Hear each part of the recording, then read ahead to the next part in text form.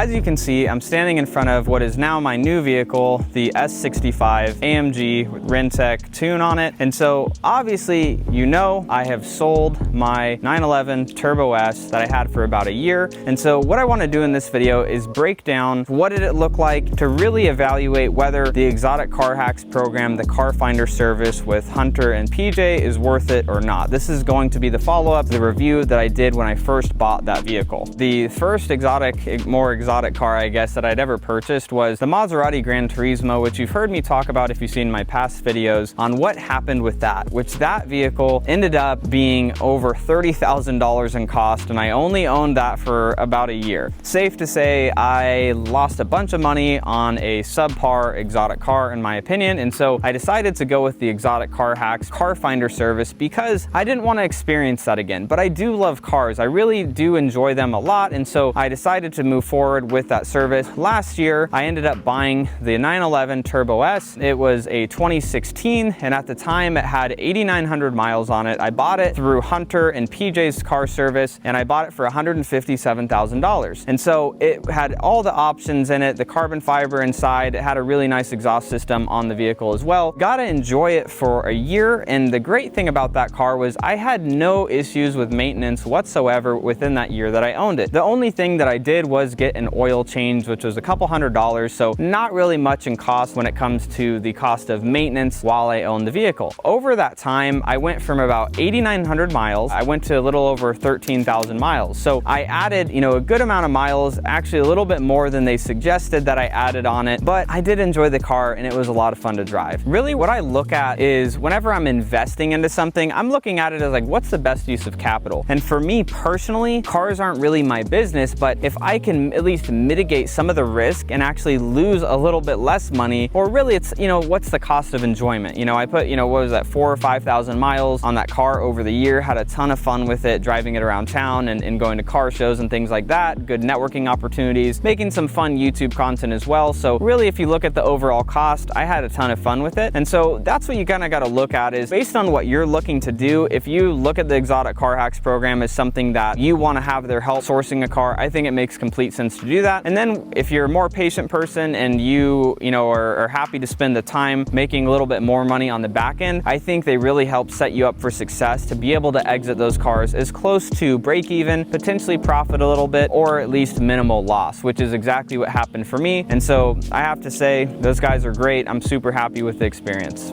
Obviously, the question that you're wondering is, well, what the heck did you sell it for?